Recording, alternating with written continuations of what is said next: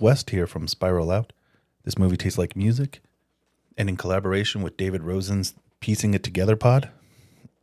At a press event for the movie Good Luck, Have Fun, Don't Die, I was lucky enough to get a few minutes with founding member of the Crystal Method, Scott Kirkland.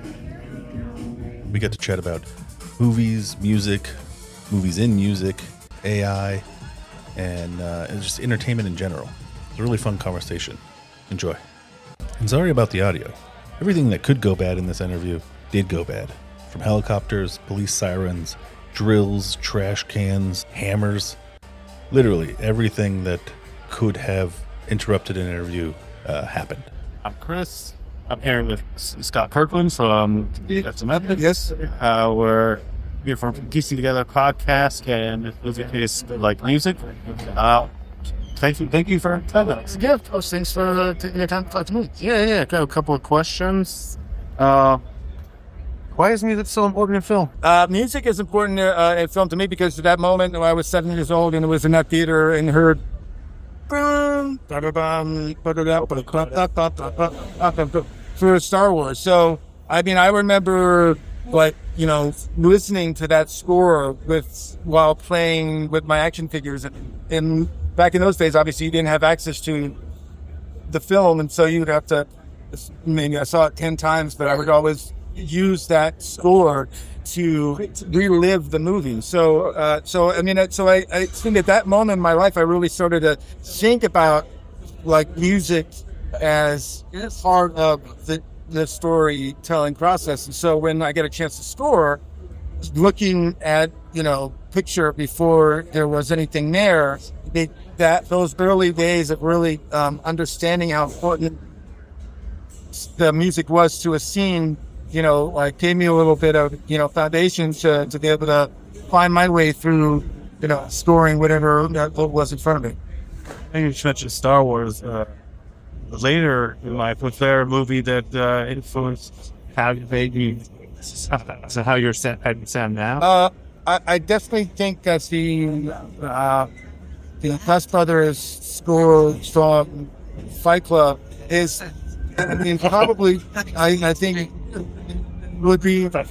Oh my God, I would listen to that outside of that movie. I listen to that, 1,000 times. So if I can, I'd always have that CD in the multi-chamber CD, player, and I can drop the needle on any one of those tracks and being sort of, either brought back to a particular scene or just reimagine something on its own because it's so well done. Yeah. So when I was in high school, I was bored of Fight Club. I was like, that's it. Oh, nice. Oh, nice. And we just listened to it at school. Oh, amazing. Yeah, amazing. It's and then the dialogue. It's I think also the Drive score, which wasn't necessarily, that was more music supervisor rather than score, but still really, really well done. And I think that those are two. And I think the Chemical Brothers did a really great job with Hannah as well. But those are the sort of the ones that come to mind when I think about the festivals. So when you're making a track, do you ever imagine where it would live in the film? Like opening credit, the driving montage, chaos levels. Well, it's funny. We've been very fortunate to have our music in that were sort of music supervisor sort of placed after. I actually, strangely, I think because of my connection to those early days of listening to John Williams' story, I do think about music and almost like an antagonistic way. Sounds percolate. One sound would come up, and there's a track that the mega tracks on around, and it's where I'm thinking this sound has got it's picking its head up, and then there's another. They kind of because they have to. It has to be almost like a conversation that takes place, especially when you have music without vocals or limited vocals, like Crystal Method does. So you try to. I've always naturally. I never thought about it until later on when I was sort of asked these questions about our music, and I started. Actually, I do have I like sounds antagonizing each other and speaking to each other and, and rising up and falling down and, and having those moments where one sound barks a little out of the other. What's it called again? This is electronic music. What he's Gora? Funny, he did one of our music videos for a track called Born Too Slow. So, when we met him, he was just happened to be in his in a production office, and we were at that moment searching for a music director for the video. Someone had come up with some ideas. You send the music out to these companies. He heard it and immediately I want to talk to the guys. I got these ideas. So I know from the conversations that we had back then that he's really passionate about music. We had similar, conversations that both resonated with us about how music affects the way, I think that what I got from him from those conversations, this was 15 years ago, that he understands, gets music, and always sound effects always making music so much harder. And we did a score for a couple scenes in a movie called Real Steel. Yeah, and it was Hugh Jackman. Yeah, Hugh Jackman, robot fighting. It was funny though. In the Real Steel movie, they gave us the final scene where there was robots fighting, and it was they gave it this the scene without the sound effects in. Oh, Yeah. So we were kind of just because we were writing to the what we were watching on the screen, he had these sounds that were, a little too close to what eventually became the sound effects and all the things like that.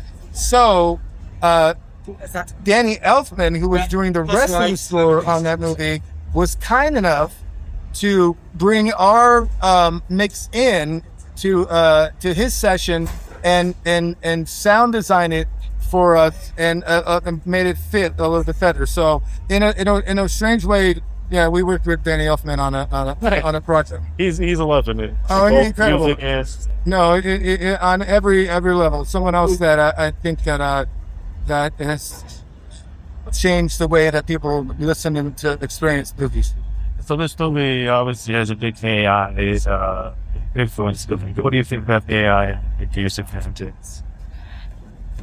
Well, I think that's I think that there's some aspects of it that are going to lead the creative artist and individual to find what they're looking for faster. If you could type a prompt that would go through the thousands of presets that you'd have, that would specifically get you to, especially because when you're making music for movies, television shows, you really have, you're under the gun. You're the last part of the process. They want you to deliver, yesterday. So if and then as someone who also, kind of thinks faster than he searches, and maybe at some part isn't as organized as others, that idea of being able to find something that you're looking for faster using some sort of AI prompt is beneficial. The thing that obviously is scary is that people are, in certain platforms, are finding music that resonates with them, but aren't really told or explained or shared that the music that they're hearing isn't made by a human. So I think at some point we were starting a conversation with somebody earlier about this, about how there has to be transparency and not this sort of the thing is music streaming companies trying to make a couple extra dollars. But yeah, so I think it's a scary proposition if not reined in a way, and if people aren't aware of music that they're consuming, whether it comes from him as or from. What's your favorite scene in the movie? Well, I mean, to me, because I had a part in it, the scene in Tropic Thunder when he goes, she was, it's like, take it, could have been a real shit. Oh, yeah, Take yeah. him into the jungle, and then they show him on the helicopter, and That's the name of the game. The crystal method, the game track is dun, dun, dun, dun, dun, dun, and they're flying over the jungle, and then they added orchestral score to the end of it. And I think one of the crazy things about that moment was we were brought into on the studio lot and shown the movie before we came out because Ben was a big fan of that song. And in fact, he told us at the time that, remember when he was shooting those museum movies, because back in those days, of course, he's being chased by a dinosaur, and so he's like, he would use Name of the Game to give him, like, hype him up to do those scenes. So to have that come full circle, he uses our music in I think one of the funniest, groundbreaking, epic movies of all time. That would probably be one of the to me. I know that if you gave me, a little bit more time, I could think of something. That's a great better than that, but that's definitely one of the coolest ones. Thank you so much. Oh, thank you so I much. look forward to seeing what you do with this movie. Is it? Chris, yes. Well, I didn't get a chance to do anything for the movie, but I did do. I curated a special opening for the night show using some of the elements from the movie. Nice. I'm kind of looking. Yeah, but have you seen the movie? No, nice. Yeah, it's a fun run. Yeah, it's. I love Sam Rockwell. He's fucking incredible. Yeah. Yeah, it reminded me of in a completely different era and a completely different time, like Big Trouble in Little China. Oh, where it's like as we're probably not too far off in ages. You're probably a little younger than you, but that movie was just silly. He's like has this swashbuckler, we're gonna all die, or maybe we won't. We'll see. Just. Well, when they're going up in the elevator and they're like, and he's like, y'all pumped for this? I feel great. Yeah, I feel great. I feel great right now. Because they took some of that powder or something like that. Yeah, I feel good. Yeah, man. They're all like, the guy from Trim. Yeah. I think it's probably, I think that movie is, I don't think it's underrated because I think anybody we've talked about that movie, I remember somebody got back. People that have seen it when they were absolutely, yeah. Jack Parsons. Yeah.